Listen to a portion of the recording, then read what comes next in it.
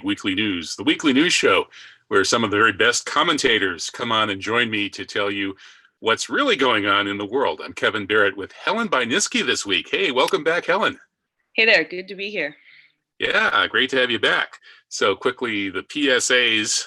First PSA here is please support False Flag Weekly News. And the second PSA is we are going to be live streaming The Lobby here at No Lies Radio. The Lobby is the suppressed Al Jazeera documentary in which a very clever Jewish-British fellow managed to infiltrate the Zionist groups here in the United States that are pulling off all kinds of nasty and criminal stuff and he got it all on camera. And naturally, Al Jazeera, being US occupied, was asked very politely not to run it. And so if you want to see it, you have to find other alternative venues, such as the live stream of this Sunday, June 2nd. Helen, I assume you've seen this. I've seen it and I cannot recommend it highly enough. I mean, we all sort of think we know what's going on as far as the Israeli lobby in the United States, at least those of us who pay attention to these things. And unless you've seen this, you really don't know, because this was completely shocking and it will really disturb anybody, even those of us who know about this stuff. It's even worse than Ilhan Omar said. Oh, it's way worse than Ilhan Omar said. She's only on the tip of the iceberg there. I mean, actually, she should see it. I was talking about this with somebody else, that we want to get this in front of her face, because she needs, if she hasn't seen it yet, she really should. She'd be the right one to talk about it, I think. Yeah, hopefully she couldn't resist tweeting about it. You know, like Donald Trump, she just kind of blurts out those tweets, which is good, So anyway, moving on to breaking news story this morning. Trump sinks the global economy by threatening tariffs on Mexico. He tweeted that Mexico would get these tariffs by June 10th. And those tariffs, what is it starting out at? Is it 5%? And then 5%, going all the way up to 25% by October 1st. If Mexico doesn't just quash the illegal immigrants. Yeah, they don't shoot all the migrants who are heading for the border. It's so ridiculous. I mean, he's latched onto this tariffs thing as being his way to economically impose his will on the world. And it's for one thing, it's not really working with China. I mean, we're going to get to that later, but it's not going to work with Mexico either, because you can't just stop illegal immigration. It doesn't work that way. People get in.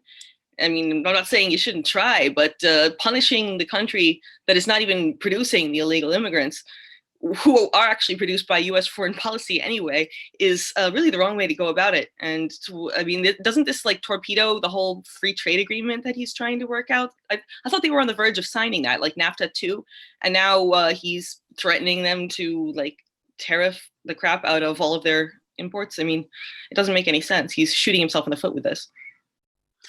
Yeah, I don't know how he really thinks he can stop illegal immigration without just having the corporations and the rich people who hire these illegal immigrants and throwing them in jail. I think that if there was serious enforcement of employment of illegal immigrants, then Trump himself would be in jail. He's got lots of illegals working at Mar-a-Lago, as investigative reports in the mainstream have shown. So let's just jail everybody who's ever employed an illegal. And guess what? The entire oligarchy will be locked up behind bars where they belong. Yep, that's why they just throw the illegals in jail. They don't throw the people who hire them in jail, because otherwise, they'd all be screwed. Right, because if there were no jobs for them, they wouldn't be coming. I mean, that's the obvious solution. But you're not allowed to even mention this in the mainstream, apparently. Even Trump and all the other anti-immigrant fanatics never mention the whole reason that they're coming. Anyway, today is Quds Day. Hey, happy Quds Day. Well, not exactly happy because Quds Day is about celebrating Palestinian resistance. So I guess there's a lot to celebrate. The Palestinian resistance is maybe the most impressive human feat yet in certain respects, courageously standing up against genocide and fighting off the most vicious homicidal bullies the planet has yet seen. So here we have Quds Day, resistance tribe. In the previous slide, we saw the police in London say that they are going to confiscate people's Hezbollah flags. So I'm really glad to hear that the police in the UK are such huge fans of Hezbollah that they want to confiscate their flags, just like they confiscate dope so they can smoke it themselves. Well, they're confiscating Hezbollah flags so they can wave them around and tack them up on the wall by their police lockers and I can't wait to see the YouTube of the squad of Bobbies marching in front of the Royal Palace carrying Hezbollah flags, man. Yeah, I mean, it's like, yeah, your tax dollars at work here. This is what happens when you don't have enough crime. I mean, the cops just find things to do that are just not really within their purview. I mean, mission creep in the extreme. It's really telling that they're so afraid of the idea of suggesting that there's any sort of resistance to the just steamrolling of the Middle East, that they have to just scrub away carefully all signs of it. I mean, this is really pathetic. This is kind of sinking to a new low as far as like censorship. It's one thing to censor them online. It's another thing to censor them in real life. This is just absurd. Well, if they want to confiscate my Hezbollah flag, they're going to have to pry it from my cold, dead fingers. All right, moving on. So Quds Day is today. And if you're in a big city where they have Quds Day marches, like Toronto has a great one. I've been there. Chicago sometimes has one, in London, New York, all over the world. Lots of Quds Day observances. And that's actually, I guess that's tomorrow, technically. Is it, or is it? I guess it's today. It's the last Friday of Ramadan. So happy Quds Day.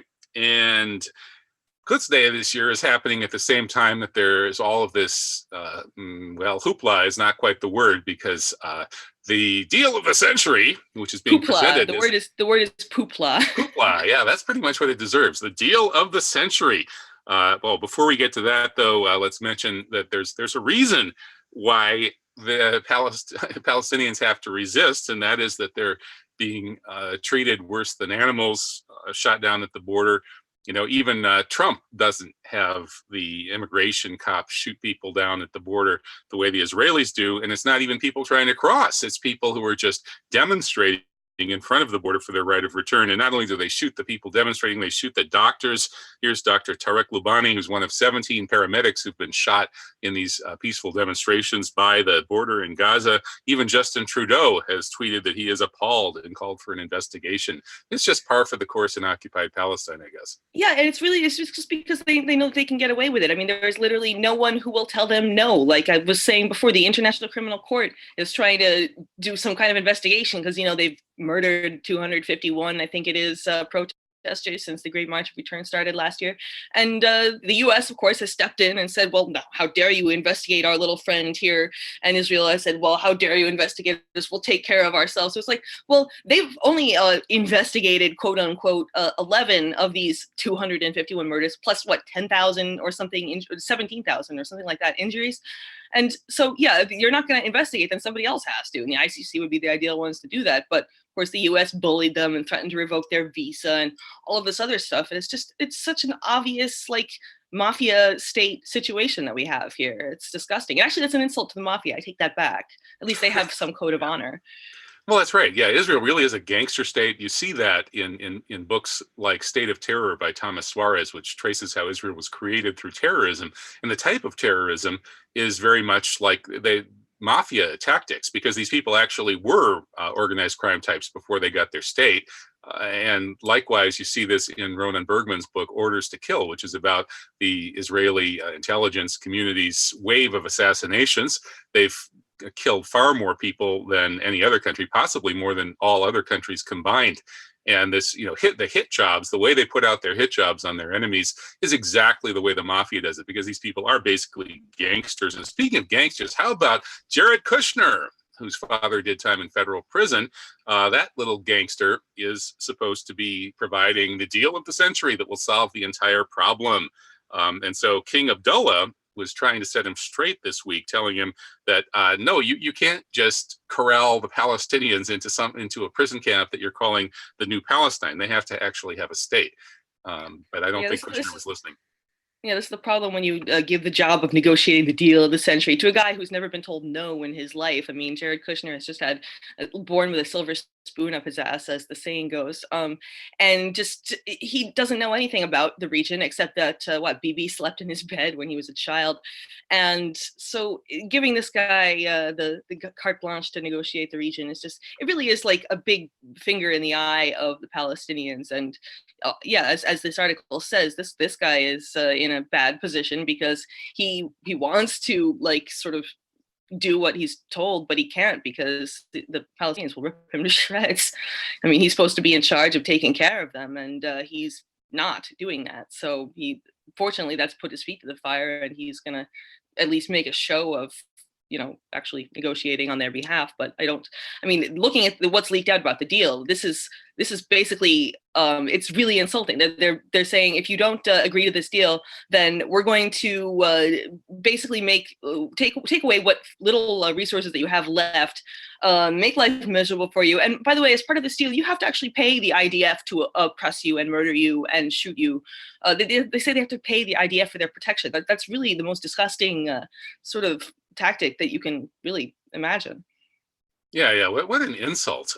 And this is all coming down at the June conference in Bahrain coming up in a week or two, where this so-called deal of the century's economic dimensions will be unveiled. So I debated this proposal with Jeffrey Alderman, who is a London-based Zionist. He's not a complete psycho extreme Zionist like some of those that I've debated on Press TV, but he's pretty bad. And so I don't know. It's kind of unbelievable, really, how this supposed solution is still up there. I mean, nobody in the world takes this seriously. The Palestinians have already rejected it before the details are even out. It's dead in the water, and yet our media is reporting on it as if it's somehow meaningful. Well, it's just such a bad faith negotiation because, like I think you said in your debate there, they took away all of the funding that they were getting through the UN and through all of these refugee assistance organizations. And then they're saying, oh, well, we'll give you a little bit of money, ha, ha, ha, ha, ha, that we took away last year, as if you don't remember that. And of course, they remember it, but the American people certainly don't. So they're going to say, oh, well, they offered them all these money and they didn't take it. Those ungrateful wretches, them. And I mean, because they don't have a voice in the media at all. Obviously, that there's not, guess who owns the media? Yeah, exactly. They're not going to really get a chance to speak their piece. So it's unfortunate that this is. I mean, you would think the media is so anti-Trump, right? Well, no, they're not when it counts. They're never when it counts. When he wants to start a war, they're right by his side. When he wants to screw over the Palestinians in the last few remaining ways, they haven't been completely screwed yet. They're right by his side. So the media is not anti-Trump. The media is fully on his side. So my sense is that this deal of the century, so-called, is actually set up to fail. As you suggested, I think we should make it explicit that what the plan here is that the inevitable failure of this idiotic deal will be blamed on the Palestinians, which will then give the Israelis the excuse to ramp up the genocide. And that could be as big as a complete murder and expulsion of all remaining Palestinians, which is, I mean, that sounds pretty extreme, but we've heard this from the former lead BBC correspondent for the Middle East. That's Alan, I'm spacing out on Alan's last name, author of the Zionism trilogy. And that a lot of other experts are expecting this kind of big ethnic cleansing under the fog of war. So that could be what this is really all about. Certainly Bibi Netanyahu has been looking for a big war on Iran, and not just to punish Iran, but also to possibly create a big enough war that under the fog of war, they could finish the complete expulsion of the Palestinians. Also to cover up his own domestic problems. Yeah. Also to cover up his own domestic problems. I mean, there's another election that they're going to have now because he couldn't form a coalition. That's pretty bad. And a war, nothing gets the Israeli people behind Bibi like a war, and war is what he does best. So yeah, this guy really knows no limits. The idea that, oh, well, they would never dream of just butchering the rest of the Palestinians. Well, yeah, actually, he's a complete psychopath, and he has no. He dreams about it every night. Yeah, exactly. And if they're going to do this, they would need a big false flag. And they've been known to do big false flags before, 9/11, USS Liberty, et cetera, et cetera. And Phil Giraldi, the former CIA officer who now writes at UNS, as I do, just put out a very interesting article going one step further in his discourse on the dancing Israelis. I think he came on my show originally to talk. I don't think he was talking so much about that until he was on my show a few years back, and he's been talking about it more and more. And in this article, Helen, he's actually suggesting that, yeah, Israel actually did 9/11. First time he's actually come out and breathed out that possibility in public. Well, it's hard to look at those pictures and argue anything else than that they at least knew about it beforehand. And with the whole flicking the lighter at the building, I mean, how do you argue that with any other way than saying, oh, well, they knew about it beforehand, or they had something to do with planning it. You can't have a guy flicking a lighter in front of the Twin Towers and say, oh, well, that's just a coincidence. He was just lighting an invisible cigarette from his invisible friend standing over there. I really don't know how you could argue that those pictures represent anything else than at least foreknowledge, if not participation in the planning and execution of 9/11. That's why, of course, the media hasn't reported on this at all. I mean, aside from some alternative outlets like Uns and Min Press and a few YouTubers, that there's nobody is talking about this. So that's kind of a dead giveaway, because there's no way to argue it out of existence like there are with other things, that there's usually a reasonable doubt or plausible deniability. No, this is the Israelis dancing around in front of the Twin Towers. Either, I mean, the date on the camera is weird. Either the camera's date is off, or they were there the day before. I know one of them was there the day before, but it proves they had foreknowledge. And they get pulled over with the explosive traces in their van and all of this cash and passports in a sock, and talking about Palestinians before they're even asked what they're doing. I mean, it really is the closest thing to a smoking gun, or one of them. I mean, there were other vans full of Israelis pulled over that day too, which were also smoking guns. But this one, I mean, there's pictorial evidence. You can't really argue with that. It would be interesting to see the unredacted version of those photos, because Yes. they redacted so much from the photos. What about them was so damning? And some of it was they took out the background, so we couldn't see whether the towers were standing or smoking, burning. There's that question of the date. They may have been holding up lighters the day before, and possibly as well as on the day itself. Very interesting stuff. Somebody's seen those, and somebody's made the decision that we can only see redacted versions of them. It's very strange.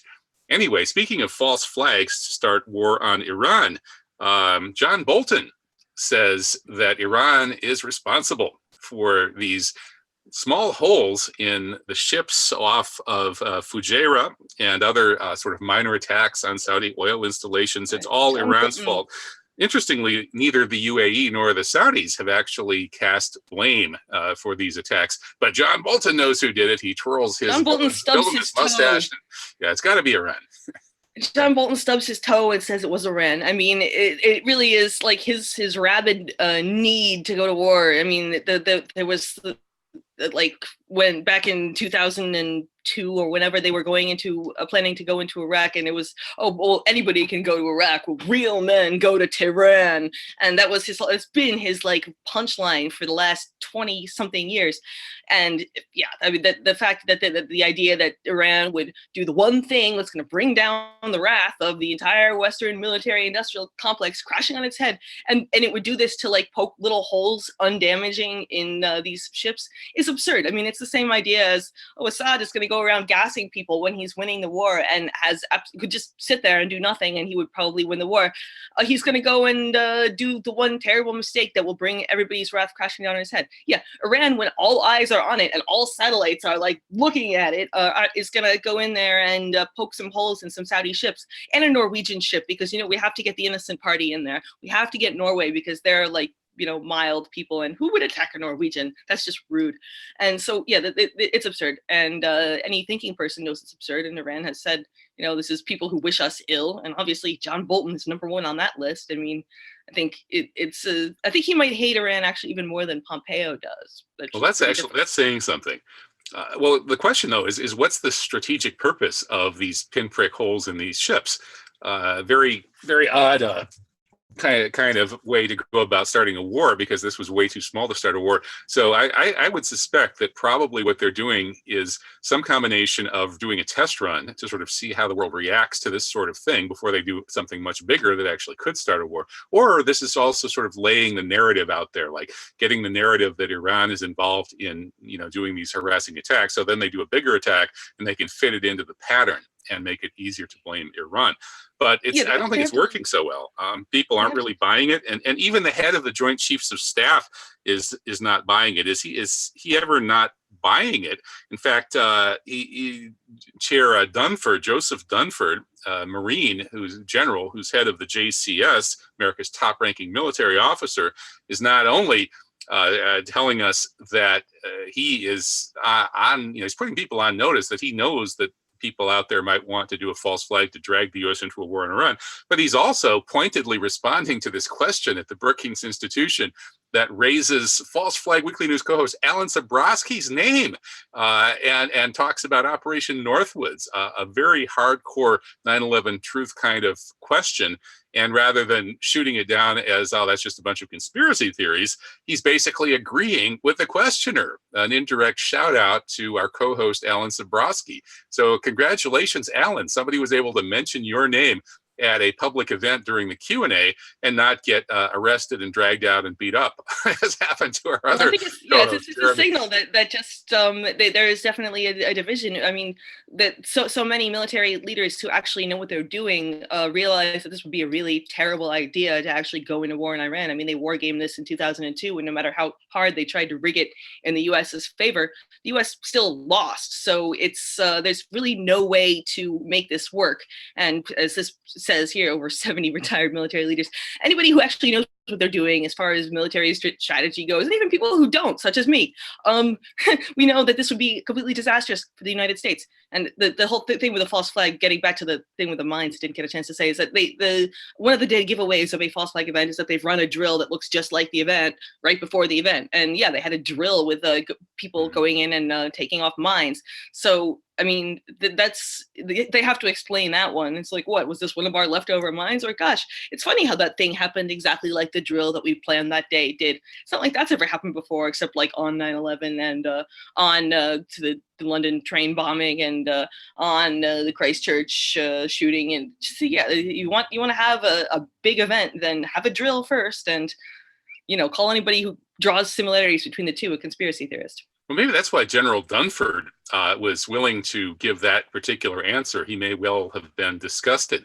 by the obviousness of these pinprick attacks on Gulf shipping. In any case, Iran is responding to the situation by proposing a non-aggression pact to its Gulf neighbors, who apparently are not interested in non-aggression pacts. This is, of course, not a big surprise, because they accuse Iran of messing around all over the region, but the Saudis are messing around a lot worse than Iran is. The Saudis were behind destroying Syria, they're destroying Yemen, they're involved in destroying Libya, and I guess they want to be the only country that can run all over the region trying to influence its neighbors. But they're doing a much worse job of it than Iran is. Iran is at least supporting relatively decent forces of national liberation wherever they go. So it's really a fight here, I think, between these two countries, one of which is the country of the future, Iran, which is a democratic republic with an Islamic system that is supporting relatively sane forces around the region, including anti-Zionist forces, versus the Saudis, who are completely out of control, supporters of the very worst takfiri, extremist ISIS-style terrorism, and working with the other backwards forces to destroy the region. And that's what this is really all about. It's a fight between the future and the dinosaurs of the past that could only exist when there was extreme imperialism and colonialism dominating the region.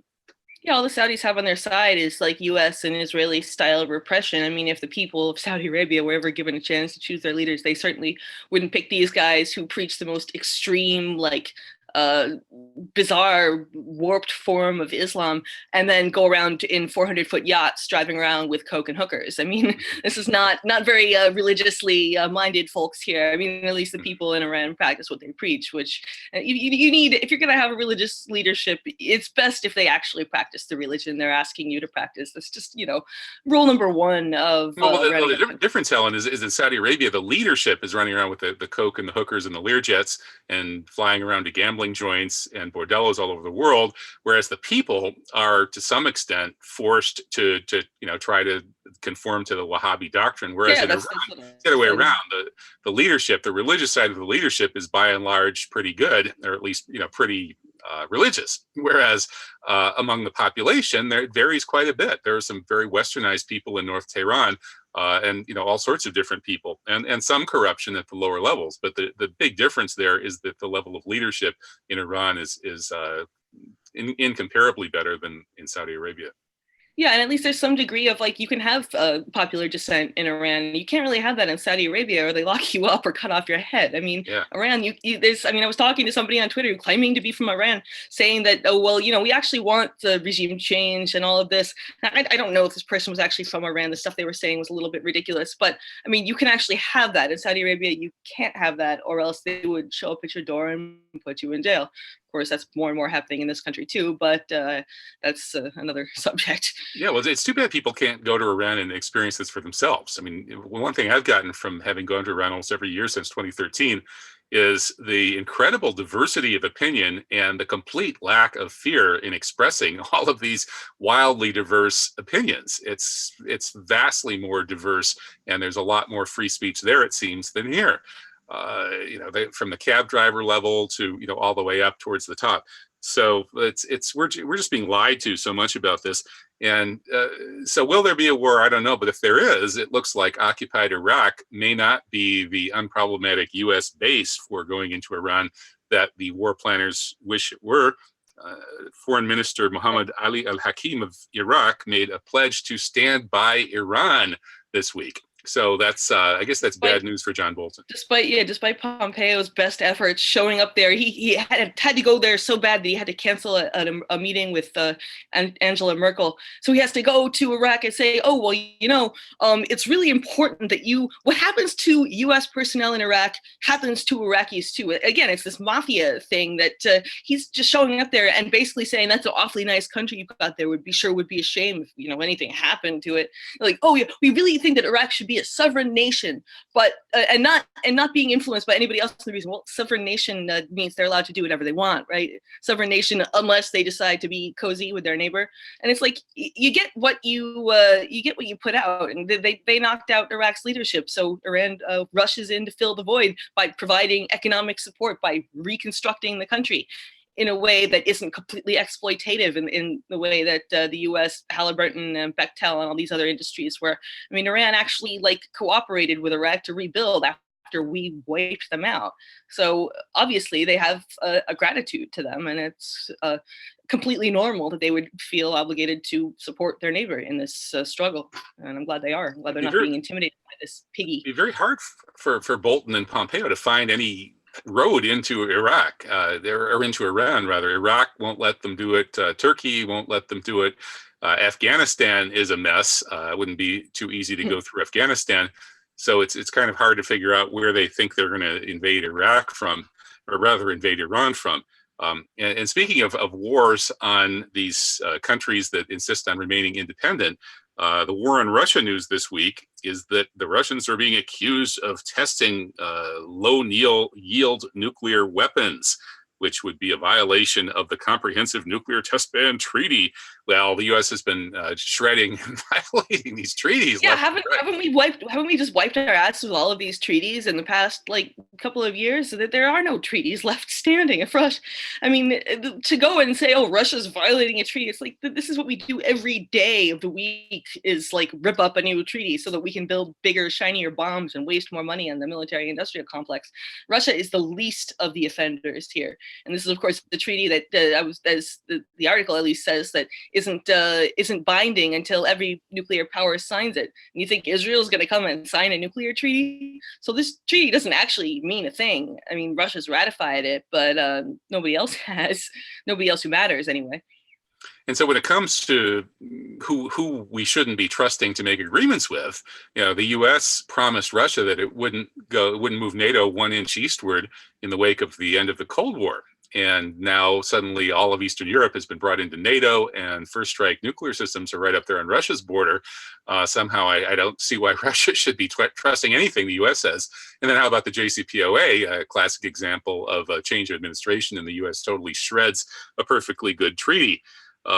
And as far as Afghanistan goes, if I were the Taliban, I don't know if I would trust anything the Americans say either. They're making so much money on the opium. Of course, the Taliban may be funding some of their own resistance efforts with the opium as well. It's the only source of cash in that country. But the Taliban is now putting the U.S. on notice that you guys had better announce a full troop withdrawal date at the next round of talks in Doha and Qatar, or else. I think we've lost.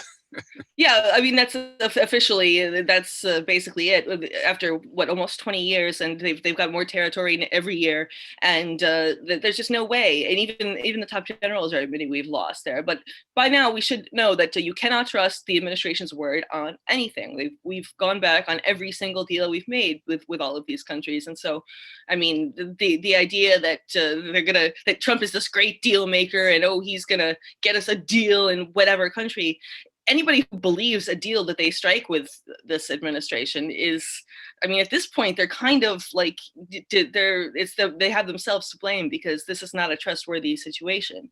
So, I mean, yeah, strike a deal, put it on paper, but don't expect anybody else to hold up to it. Well, yeah, Trump may be an idiot, but at least on Afghanistan, I think he has the right instincts. In Send Woodward's more book, troops in. it sure sounds like Trump really. Yeah, but at least, well, according to Woodward's book, where you can take that with a grain of salt if you want, Trump himself constantly is whining and complaining about why don't we just get out? Why don't we just get out? And it's his advisors who are telling him, no, we can't do that. We can't do that. You'll look weak and this sort of thing. So it's his own fault for appointing the biggest neocon warhawks as his advisors. I mean, nobody held a gun to his head and said, you must appoint Bolton, you must appoint Pompeo, you must appoint. Well, do we know that nobody held a gun to his head, Helen? I mean, don't think they should? We don't. But when you get elected president, yeah. And I mean, I don't think that. I mean, his original administration was not these complete foaming at the mouth, rabid psychopaths. I mean, Flynn had problems, but he wasn't a complete foaming at the mouth psychopath. And of course, they had to get rid of him. And then, I mean, it's like I hate to say be nostalgic for the days of McMaster, but like looking at who's come after him. I mean, although McMaster wasn't the national security advisor, was he? I'm getting confused who was who now anymore. They all kind of blend together. But I mean, compared to what he's got now, yeah, they don't last very long, and they all want him to stay in these countries. And it's like, is there nobody out there who will work with him? Is that the problem? I mean, I would imagine that there are at least some people in the military leadership who don't think that it's a great idea to be feeding American soldiers into these meat grinders anymore. You would think, I mean, you want to save the lives of your soldiers, right? Not kill people for no good reason. It's not like we're going to win suddenly in Afghanistan or win suddenly in Syria. Get out. Yeah, apparently they have a hard time admitting that the whole project has been a sham and a disaster from the get-go. And they're, they insist on throwing, good money after bad, good lives after bad. More than 2/3 of veterans think that Afghanistan, that we need to get out of Afghanistan. That's veterans. That's people who are aware that they were used to fight this stupid war and want to cut their losses. They realize that there's no good thing is going to come from, like you said, throwing good lives after bad, not bad lives, but just bad decisions. Mm-hmm. Very bad decision. Absolutely. And Trump should surround himself with those people, with those veterans who fought in Afghanistan, and make that announcement that it's time to just get the hell out. And who cares what the top brass thinks? Well, moving on to war on China. China may restrict rare earth exports to the U.S. These are used in all kinds of industries, especially high tech, including military industries. China controls 85 to 95% of all production and supply of these rare earth exports. So this looks like a pretty major card that China could play. Yep, and if Trump didn't know this going into his whole little tariff dick-sizing contest, then he's pretty stupid then, because like if China cuts this off, then US high tech is very much screwed. There's no way that we can replace China as a supplier for, I mean, you need these things to make like phones and computers and stuff like that. And while the US isn't exactly a manufacturing center for that sort of thing, the few companies that are here do require that stuff. And like you said, military uses are also extremely, I mean, I think that most of the military equipment is made here, I think. And so it would really require those materials. If China cuts those off, then whoops, looks like we're gonna have to come crawling back to China and say, I'm really sorry about all those stupid tariffs I threw at you to make myself look good. I apologize. And it'll end up like Mark Zuckerberg promising to name our second child after Xi Jinping. It's pretty bad. Okay, well, China is getting seriously ticked off apparently at this Trump trade war. And another sign of that was this new video put out by Global Times, which is apparently the Chinese Communist Party's version of the Rupert Murdoch press. It's like the kind of the right-wing version of the Chinese government press, and they're really beating the war drums, saying this is war, folks. We're in an all-out struggle with the Americans. So I think the Chinese people are probably actually more on board with their leadership in this struggle than the Americans are with Trump. Well, this is another pot calling kettle black situation. I mean, the U.S. is the one with the warlike rhetoric. Trump has been, at least, talking warlike talk at China since before he got elected. So to now call China out for declaring war on the U.S., which is really an overstatement of what is actually in that video. I mean, it's a lot of big talk, but it's like Trump-style big talk. He's just doing what we've been doing for years. And yeah, I think you're right that the Chinese people are more on board with their government's crusade than the Americans are with Trump's. The Americans don't want any quarrel with China. We realize, I think most of us at least, that we would be utterly crushed if it were to come to an actual war, and that we don't really have a quarrel with them as far as economically. I mean, yes, obviously we want the American economy to come back, but posturing big and scary in front of China is not going to accomplish that. I think you have to dismantle the 2/3 of the economy that's fed into the 2/3 of the budget, rather, that's fed into the military-industrial complex. Maybe invest that into a productive industry, and maybe we might have some chance of getting the economy back. But even that, I don't think so, because too late. Yeah. There are structural reasons, though, for this conflict with China. China is emerging as a bigger and more powerful entity than the U.S. empire, which is a radical change. And many strategists and many lunatics like Steve Bannon, they all agree that we better watch out for this Thucydides trap, where the rising power and the currently dominant power are doomed to war. Historically, it's maybe 3/5 to 2/3 of the time there's that situation, it does turn into an actual shooting war. So we certainly have to be aware of this and figure out how to deal with it. And I don't think there's any way to stop China's rise. Just let China rise and admit that we can have and cooperate with it, and find a common ground, some sort of détente, like we did with the Soviet Union. It's not entirely impossible. Like you said, 3/5 of the time doesn't mean we need to rush to be part of that 3/5. I think it would be really stupid not to try to find some way to cooperate, and in a way that doesn't end with us being crushed beneath the wheels of progress. I mean, it's like you would think that the U.S. is basically on its last legs, and it would be a smart thing to do to find a way to get some of that that expanding economy that China is having, and have them throw us some of the profits or something. I'm not saying it to become a vassal state or anything. I don't think that we should do that, but I also don't think that we should deliberately antagonize China. I think that's really completely idiotic. Well, I agree. And I think we should borrow a page from China's book and nationalize our banking system. The Chinese banks are more than 80% publicly owned. That will never happen, but yes. It seems to work pretty well for them, and it's worked pretty well for various other people. It works pretty well in North Dakota. Maybe part of the reason that we're losing the economic race with China is that we have this casino capitalism, where all of the investment is going for non-productive speculation. So China may be on the right road there. Maybe we should learn from them. They certainly learned from us a fair bit. Maybe we could learn from them too. But speaking of warmongering, how about this Korea threat? There's a breakthrough U.S. missile that could wipe out North Korea without killing anybody. They're going to wipe out North Korea without killing anybody.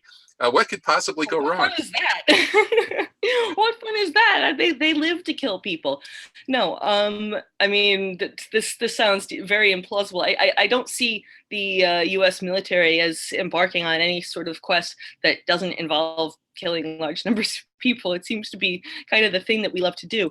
But I mean, they take out the EMPs, and I mean, they take out they use the EMP rather, and then North Koreans are going to be really pissed off. They're not just going to like lay down their weapons and be like, yeah, I guess you won. We're going to be nice now. No, they're going to come back twice as hard after rebuilding, and they're going to get, China is going to probably help them refurbish their capabilities, if this thing even exists. That isn't just some well, there's a huge problem here, though, Helen, because this, what this is it's the so-called Counter Electronics High Power Microwave Advanced Missile Project, or CHAMP.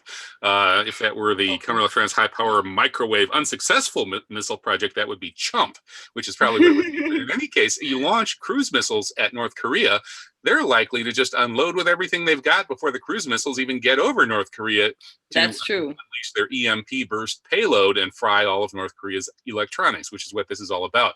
That said, there is a lot of speculation that these EMP burst type weapons, and even nuclear weapons, put out a huge EMP burst, so you explode one or two nukes way up over the United States, and you could fry the entire electronics of the United States. The whole power grid would be down for quite a long time.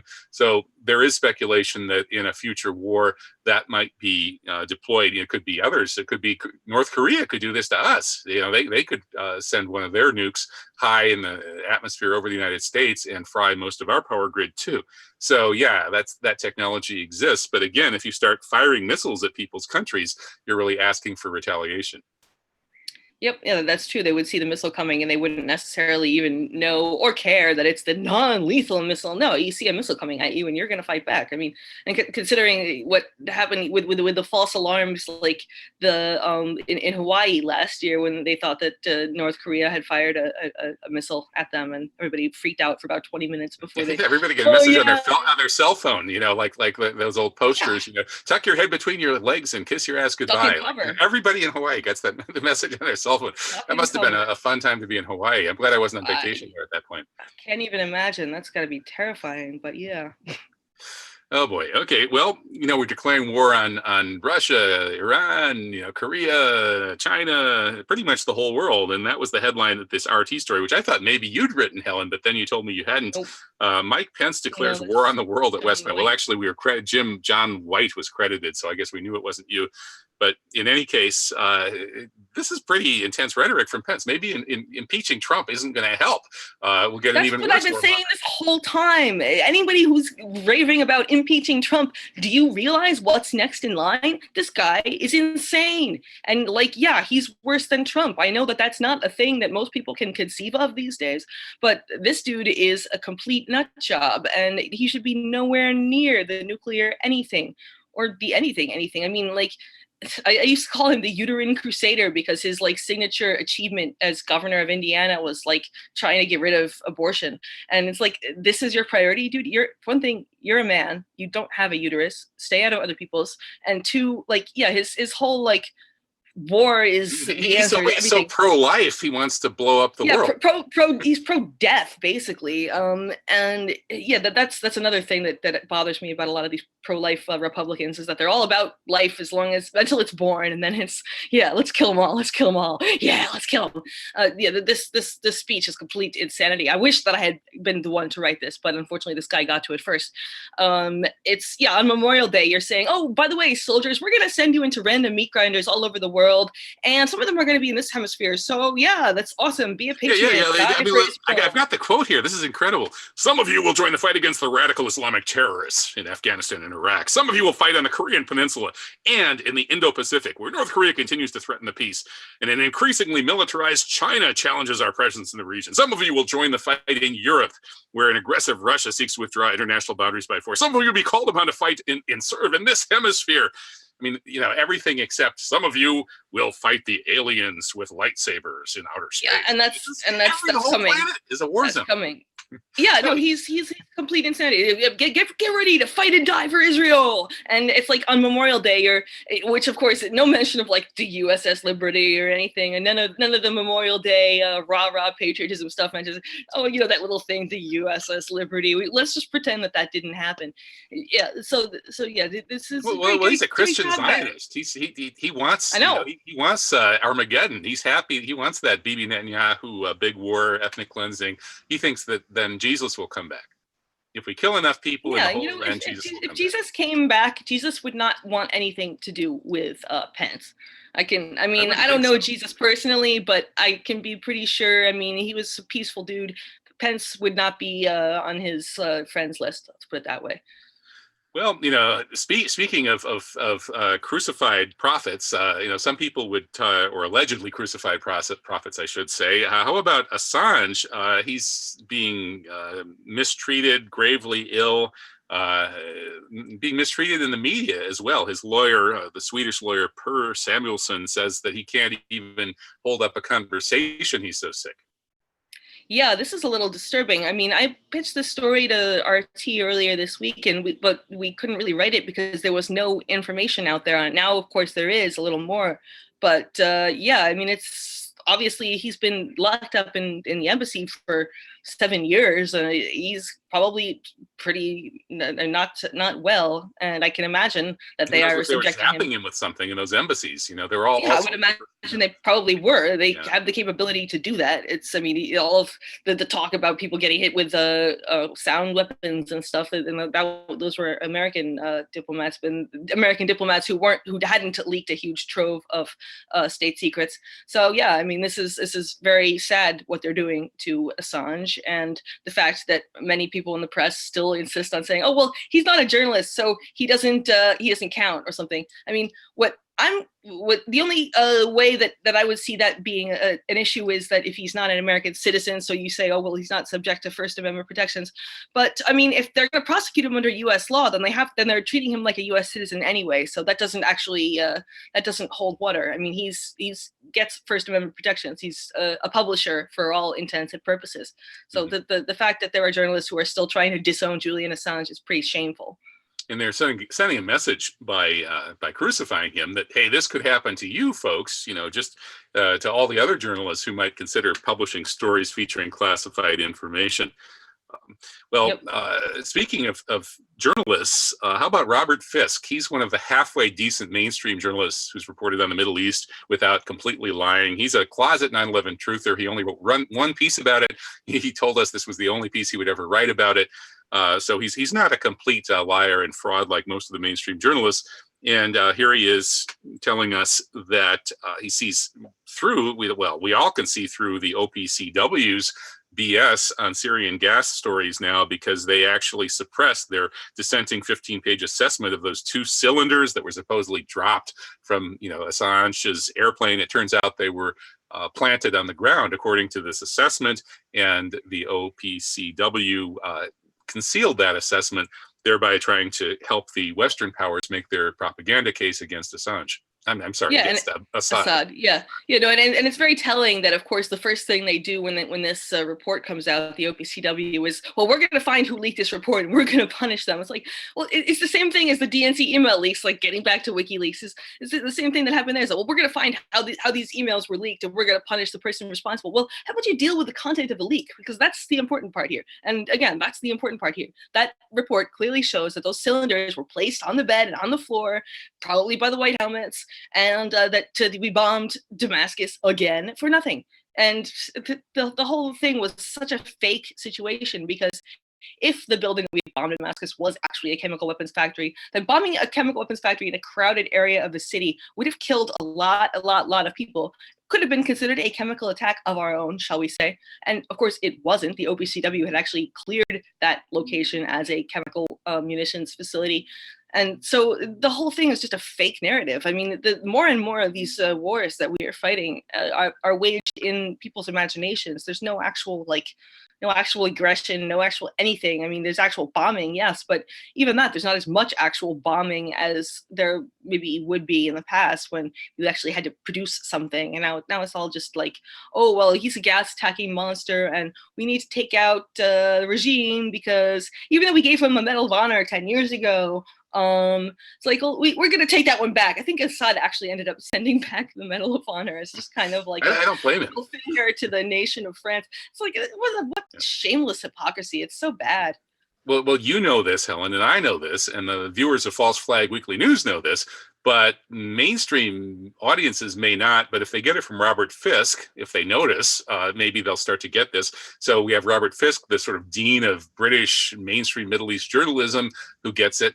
And Tucker Carlson, of all people, on Fox News, of all places, also gets it. He had Tulsi Gabbard on this week saying we're being played, and basically exposing these Syria chemical weapons false flags. on Fox News. So a shout out to Tucker Carlson. No wonder he's now drawing 3 times as many viewers during primetime as his CNN competition, as our next slide shows. Yeah, no, that was impressive. I'm glad that he was at least willing to give some airtime to people who are not rabid warmongers, because I mean, as these FIR, fairness and accuracy in reporting reports have been showing, like there is these mainstream media outlets are just in lockstep, just pushing the war and pushing the war, whether it's in Syria or in Venezuela. Tucker Carlson is basically alone out there as the only mainstream media journalist on TV, at least, who will question these narratives. And it's strange that he's the one to do it. I never would have expected this of him like 10 years ago when he was just this like annoying guy with a bow tie. Mm-hmm. But he's actually proved himself to be at least a person of some integrity, which is surprising. Yeah, he seems like a sort of a real human being in a land of mainstream TV zombies. So shout out to Tucker. Maybe he'll come on as a guest commentator on False Flag Weekly News someday, although I'm not going to hold my breath till that happens. Well, how about the election stories this week? We have the European elections, where there was mixed results, but the won a landslide. What do you make of that, Helen? Yeah, I think despite their best efforts, I mean, there were all these stories before the election about how, oh, well, we're clearing all the fake news off Facebook, and we've deleted dozens of pages of these these Eurosceptic and far-right parties and blah, blah, blah, blah, blah. And whoops, the Eurosceptic parties win the day anyway. And I think, I'm working on a piece right now, actually, I think that it's because they were so heavily censored, because people were told that, oh, no, you can't look at this. And so they turned out to vote. Look at this. And of course, everybody wants to look.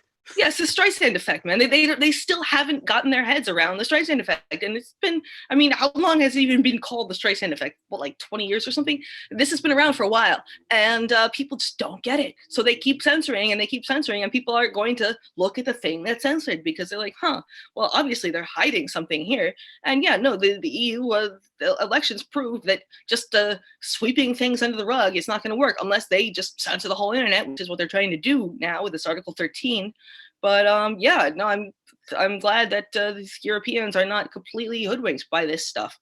I mean, the fact that Brexit is still dragging on like 3 years later is embarrassing. I mean, I would be embarrassed if I was British, and I think the Brits are rather embarrassed. Yeah, I totally understand why they would vote that way. And at the same time that we saw these European elections go to the right populist parties for the most part, likewise over in Australia, the same thing happened. And we're going to have a debate on that on my live radio show tonight. That's 8 to 10 p.m. Eastern on revolution.radio. It will later be archived right here at No Lies Radio, as well as at my Patreon page. We will have Gideon Palya, who really loathes this right-wing populist coalition that won in Australia.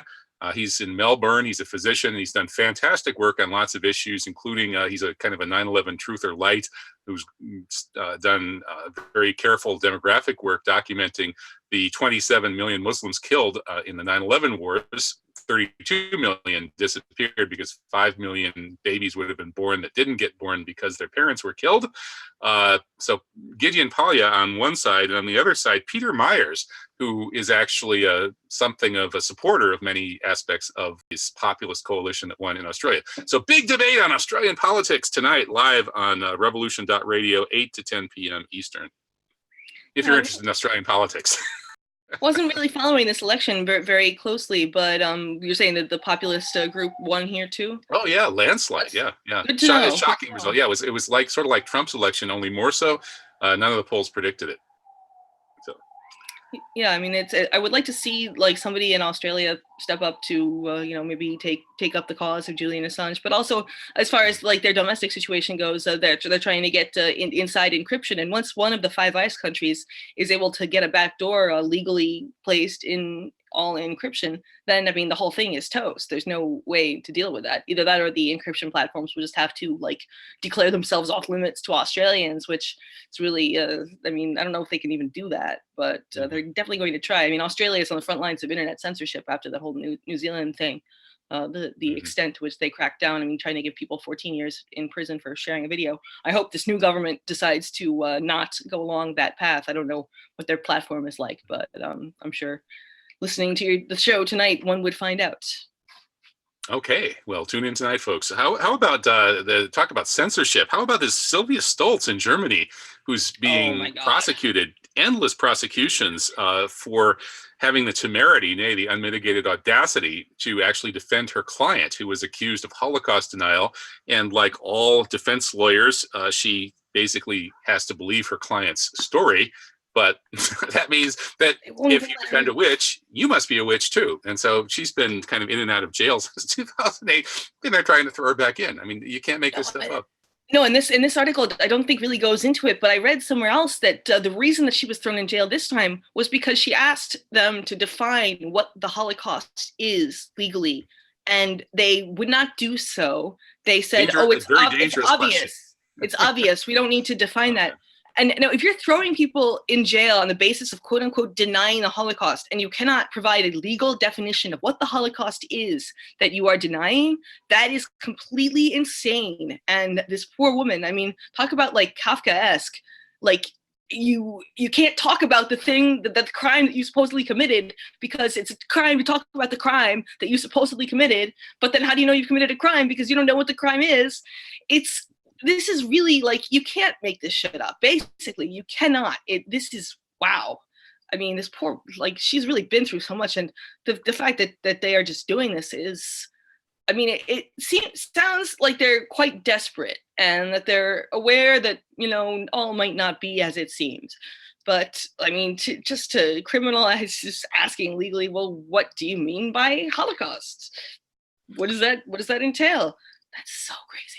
It seems that Germany has been traumatized into insanity by the World War II Holocaust. Maybe not so much just the one that you always hear about, but the Holocaust against Germans that ended up killing more than 10 million innocent Germans, most of them during the Allied occupation and the Russian occupations of Germany after World War II.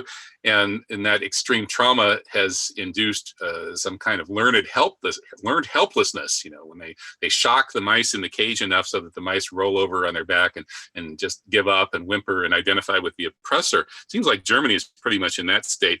And the next story kind of illustrates that point. The anti-Semitism czar, what a position that is in Germany, wants all Germans to wear yarmulkes to make the Jews feel safer. And in fact, maybe they're going to go one step further and have an AI algorithm digitally alter all online photos of Adolf Hitler to put him in a yarmulke and thereby make German Jews feel safer. Somehow, I don't know if that would work. Well, this is the ADL's goal, is basically to identify the Jewish people so thoroughly with Israel that any sort of resentment or hatred that people might rightfully feel for the Israeli government for all of its war crimes then is projected onto the Jewish people. And I think that that's way more anti-Semitic than any sort of offenses perpetrated by anti-Zionists or pro-Palestinian or pro-BDS or whatever, because the idea that Jewish people are affiliated with this criminal, like racist apartheid state is just really insulting. I mean, if I was a Jewish person, I would be extremely insulted by that whole, anti-Zionism is anti-Semitism. Well, no, it's not. I'm not affiliated with that. That's insane. Yeah. So well, it's very, very insulting. Yeah, some of the most aware Jewish people are totally embarrassed by Israel and go out of their way to let you know that they have no use for it. Moving on to the New World Order Empire of Usury category, the Bilderbergers are meeting in Switzerland in a couple of days, I guess, at the Montreux Palace Hotel. Pompeo and Kushner, among other ne'er-do-wells, will be there.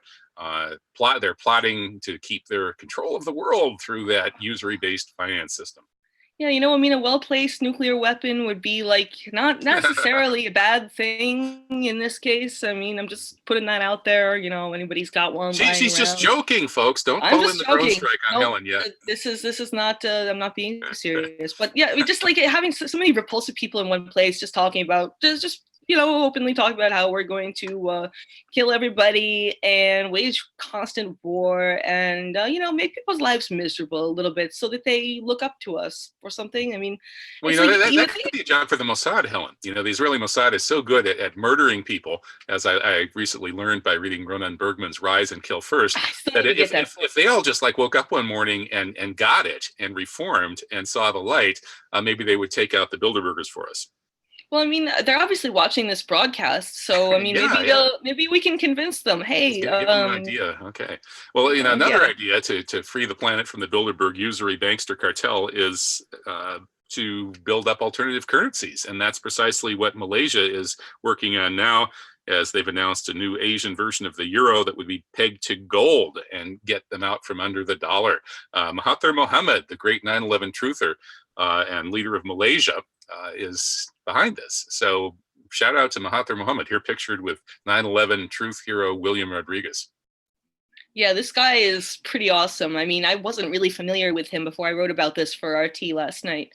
And I mean, he's got cojones that are the size of the Empire State Building here, because the last guy who suggested this was Muammar Gaddafi, and we all know what happened to him.